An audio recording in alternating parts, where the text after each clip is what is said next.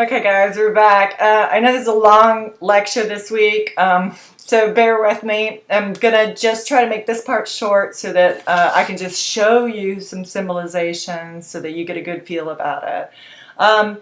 This has to do with propositional logic or sentential logic, it's often called as well, because proposition or sentence, and we'll be dealing with statements here. It derives from the fact that the basis of this logic as a whole basics of logic are whole declarative sentences. For example, horses are mammals and Trigger is a horse. In this case, the and is operating on the sentences and making it true, that whole sentence true, only if Trigger's a horse and horses are mammals. So when we're talking about these things, we're talking about connectives, also called operators, and there's 5 basic ones that we're going to learn. The 5 basic ones are and, or, if then, if and only if, and negation, which is not. That's normally what we call it. So I'll use words and you should immediately think, oh, conjunction. That's the logical term for when a proposition uses and. When I use the term or, you should think disjunction, okay? So that's what an or sentence is. It's called a disjunction. If then sentences are called conditionals, sometimes informally hypotheticals, but we call them conditionals in class. And if and only if is called a biconditional because it's if and only if, and we'll find out only if really means then. It's an indicator of a consequence of a sentence. So biconditionals are 2 conditionals. For example, A if B and A then B, B then A. So that's biconditionals, and you'll understand these a little more next week. And again, if you need to see me during my office hours and talk about this stuff, this is when it gets kind of hard, and it's best to capture this material or any difficulty with material earlier rather than later. Okay, so here we have a couple of informal sentences, and these are in English, and they say, Jackson is hungry, and we call this a simple sentence. And a simple sentence is basically a sentence where there is no operator. It's true or false if Jackson is hungry, whereas the next one has an operator. Jackson is not hungry is what the next sentence says. And the final sentence says he's either hungry or he wants to sleep. Okay? So what we do is, instead of worrying about the content of the sentence itself, of course these are all hypotheticals. We're not really talking about a real Jackson who is hungry or not hungry. We're just talking about the relationship for the sentences and truth value. Okay, so a simple sentence has no operator, meaning it doesn't use not, and, if and only if then, or some variation of those. So for Jackson is hungry, we would probably represent it as capital J because it's an actual sentence. So it's what we call a constant, and so we use capital letters for them. And so I would say J for Jackson is hungry, and we'd use an actual logical symbolic operator. In this case, it would be what's called a tilde, and the tilde operates on the sentence. It says it is not the case that Jackson is hungry. So that's what we call a compound sentence because it isn't a simple sentence. It has an operator that operates on it. So I would write it down and say J for Jackson is hungry, and negation J for Jackson is not hungry. So it would look like this. Okay. And finally, he's either hungry or he wants to sleep. Okay, so he wants to sleep. Maybe we'd use a capital letter S for that, and we'd say J, and then we'd use what's called a wedge. Looks like a little V, and that's our form of the word or, the logical operator for the word or. So we'd say Jackson is hungry or he wants to sleep, and this is how we would represent that sentence. So I'm not getting the angles right exactly. This is very difficult to figure out how to do this at my table at home. So we've got these connectives, and I give a whole bunch of examples of them in the logic stuff. Remember, there's simple sentences versus compound.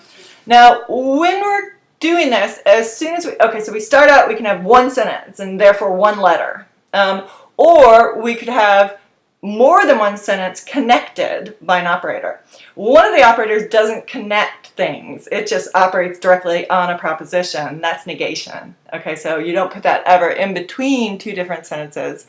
You put that in front of a whole complete sentence. Okay, so here we go. So when we're symbolizing more complex ones, the negation, we put it in between the operator. So you'd say, Jackson is hungry and he is sleepy. Okay, so what is in between would be the and we'd say J star S. And the star is just the easiest computer operator to use to symbolize what is normally a dot in logic. They also have other symbolic operators of which I'm familiar, so if you've used another system and you might have habits of certain operators that you use, I'll probably be able to advise you on it. Also, I have operators that I use that the Hurley textbook doesn't, so you'll notice a discrepancy right away between how I write if-then and how they do, and also how I write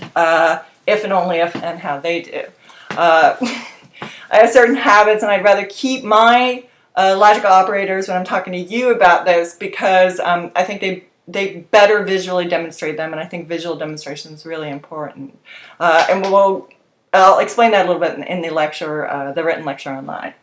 Okay, so what we do is we figure out what the vocabulary is we're using. So if we have a sentence and we say, Abe ate, okay, then we would have a translation thing like this, okay? So Abe ate, we'd say, okay, well that's equals A. So whenever we see this sentence pop up, we'll use the same letter to represent it. And then let's say we say, Babe slept. Then maybe we'd use capital B for that, okay? And when we're using these operators, we're going to put them in between. Now, biconditionals look like this for me, and they look like this for the book, okay? So the first one is me, and the second one is the book. I don't know if you're using both, but you should be. And if you're using both the book and my lecture notes and my lectures online. But if you see the double arrow, that's my representation. That's one I'll normally expect you to use. But if you'd rather use a triple bar, that's fine. It's just very hard to do on the computer. Okay. So we're going to be representing things. So if we want a complicated sentence like Abe ate and Babe slept, and let's do one more sentence. C equals, I don't know, Claude crept. Okay, so we got C for Claude crept. Okay, then what we use to organize it, to make it clear what is called the main operator of the sentence, we use parentheses around certain linked passages. Okay, so certain linked proposition. So if I said either Abe ate or Babe slept and Claude crept, I would represent this as A or B, right, and capital C, okay? And I use parentheses around it. Oh gosh, I'm really bad at this. I'm gonna have to figure this out. A or B and C, and I use parentheses around the first part because I'm really trying to say this is the case, Claude crept, and also either Abe was eating or Babe was sleeping. And what that means is basically if any of those conditions are true, either Abe did eat and Babe did sleep, then we'd say that if either case were true, then that thing is true. And for the and, we also need the other part true. Claude crept. Okay, so I want you to do all those exercises in your lecture notes. Really practice, really practice. I mean, you could do 6.1, do every problem in there, and I would think you're doing exactly right because this stuff is very difficult. Remember to do the exercises in the textbook as well. Make sure that you check the lectures, you read them yourself, you fill in the practice exercises in the lecture, and finally do your discussion problems. Of course, tomorrow, or well, now that this comes up, tonight, you also have a homework due. So I'll see you next week.